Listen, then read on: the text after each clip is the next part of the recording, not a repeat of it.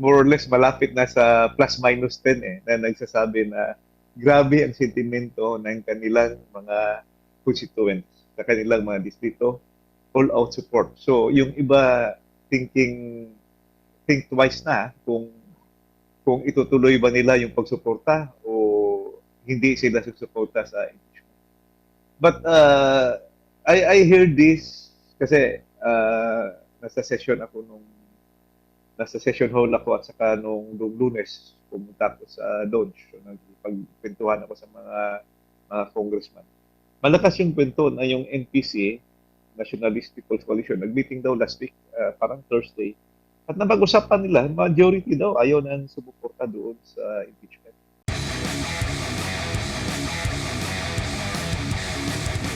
Ikinuwento ni Vice President Sara Duterte yung timeline of events kung paano po nabuo yung impeachment, no? At nasabi niya na ilang beses siyang dumalo sa mga pagdinig sa Kamara, pero pag nandun siya, hindi naman siya tinatanong kaugnay sa issue.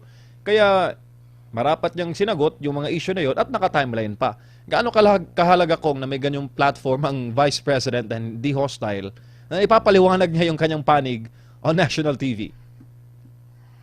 Well, if you will notice from the start, since simula ng mga quantum, it's really designed to demolish the Vice President.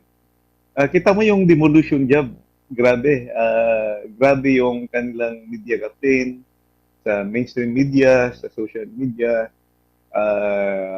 Hindi pa nga lumalabas yung mga responses, hindi pa lumalabas yung formal reply, yung formal investigation, katakot-takot na accusations doon sa iba-ibang hearings sa Committee on Appropriations, pagdating sa Quadcom. Ang dami ng accusations doon, no? So, and these are mere accusations, insinuations, innuendos. Walang proof, walang final judgment, walang concrete evidence of a crime made, or conjectures. So, where does this go? Elimination of a very strong candidate in 2028. We see the Vice President here. She has the highest number of votes in the last 2022 elections, even higher than the votes of the President of the Republic. The President got 31 million votes. The Vice President Sara got 32 million votes. So makita natin yung credibility niya, yung mandate niya sa taong bayan, mas mataas. At saka hindi lang yan, nakikita natin yung kanyang trust and approval ratings na pinakamataas siya at trust and approval ratings sa lahat ng public officials. And you are going to impeach somebody who has a very, very high trust and approval ratings, even higher than the President, higher than the Senate President, higher than the Speaker of the House or Chief Justice. So pinakamataas talaga si Vice President Sara Duterte in terms of approval at trust ratings. Hindi lang yan. Lahat ng surveys na lumalabas para 2028, even though this early, lumalabas na siya ang frontrunner, siya ang top-notcher. Kaya makikita mo talaga na demolition job itong ginagawa. Wala silang pwedeng mailabas na kalaban na malakas for 2028. So, demolish na. So, they try to remove her by impeachment. Kasi ang plano talaga, makikita mo na gusto nila i-disqualify siya para hindi na siya eligible to run for public office, particularly in 2028. But sa tingin ko, MJ, kahit saan ka pupunta ngayon, yung taong bayan is very much aware. Thank you very much for SMNI. Maraming salamat sa mga social media activists natin, yung mga vloggers na lumalabas palagi at sinasabi yung totoo, no? Nakikita natin yung taong bayan nagsasalita na talaga ngayon, nakikita nila yung nangyayari, nakikita nila yung ginagawa kahit hindi pinipick up ng bayaran media.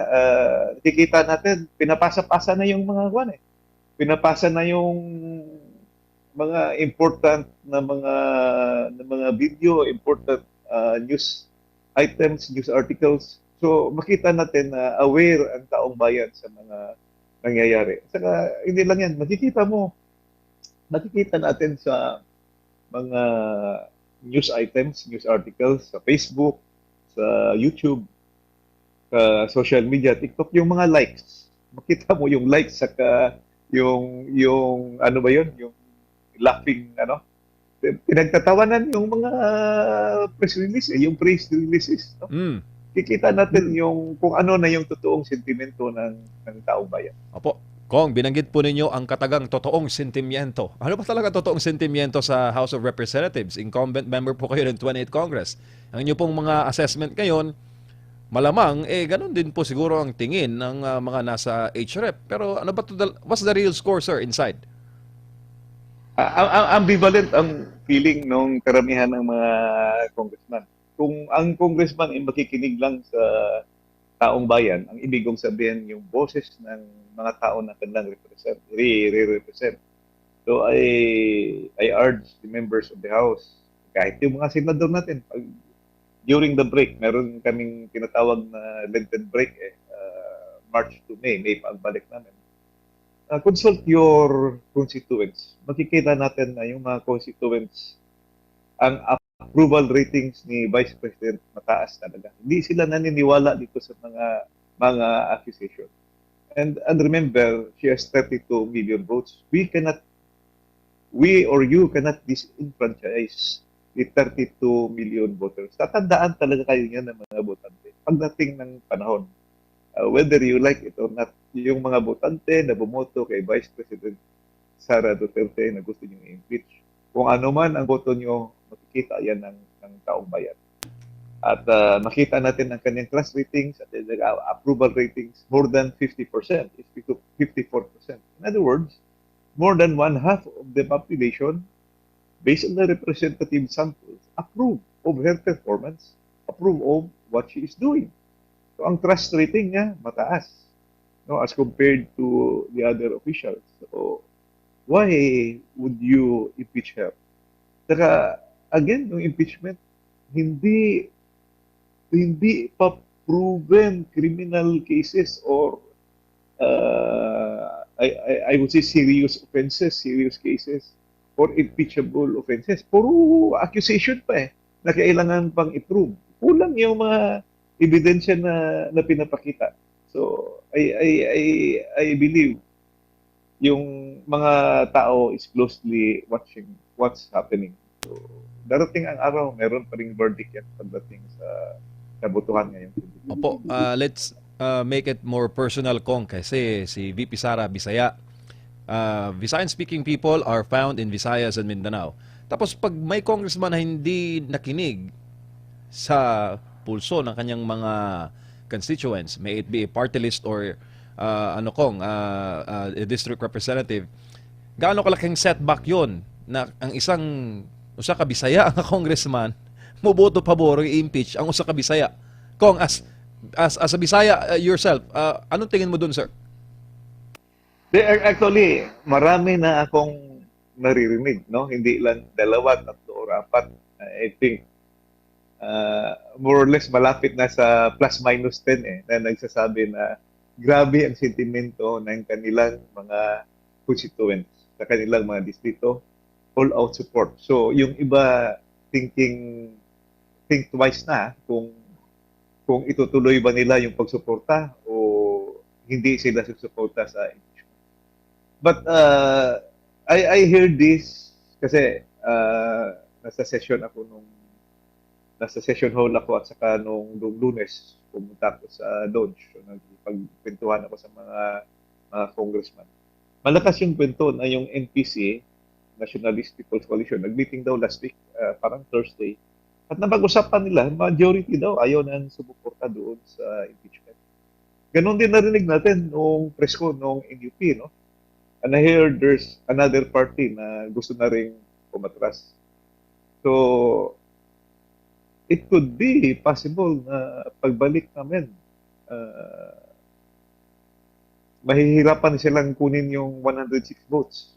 Let us say, kung i-pressure talaga ng admin, maglabas na naman sila ng incentives, maglabas sila ng benefits, kukumbinsin nila yung mga congressman na bumoto, lalo na yung may mga kaso. So I think baka makakuha pa sila, but they will not get the same votes as last year na umabot sila ng 200 votes. Ay marami na ngayon ang nagigising. So I believe the voice of the people will be heard, especially during these times. This is a very, very important, crucial moments in the history of the Philippines. Ngayon pa na mayroong krisis sa Middle East. Ngayon pa na mas kailangan natin yung unity ng ating bayan to face the problems, to solve the problems. Hindi pwede magwatak-watak. At saka yung pinakamataas pa ng approval ratings, yun pa ang i-impeach. That's not good for our democracy.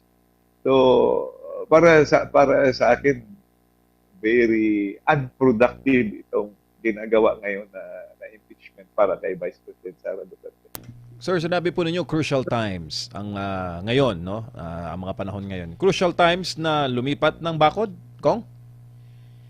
What I mean in crucial times in terms of the economic stability of the world and of our country. Kasi sa nangyayari ngayon diyan sa Middle East, 20% ng oil dumadaan diyan sa Strait of Hormuz. Sarado na, close yung Strait of Hormuz. We do not know how long the United States and Israel is bent on pursuing the war in Iran. At saka parang ganun na rin yung Iran. I just hope that the more developed countries will prevail. Kasi habang tatagal yan,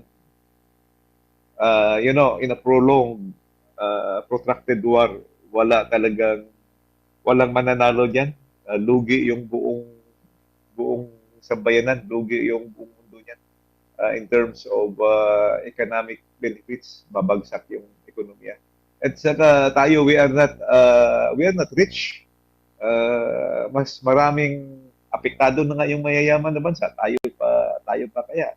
So I said, crucial moment because we need unity now. We need to address the number one problem, which is the economic crisis, economic problem. Pag umakyat every day, every week yung presyo ng langis, aakyat na rin lahat yan. So this is not the time to be divisive.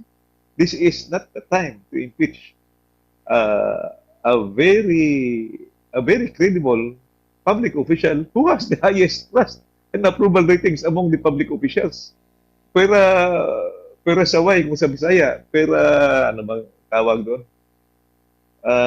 It is not that I am criticizing so much, but ang baba ng credibility ng mga tao nito compared to the credibility of the Vice President.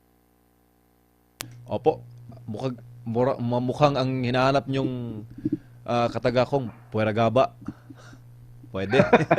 In Bisaya. Mao. Oh.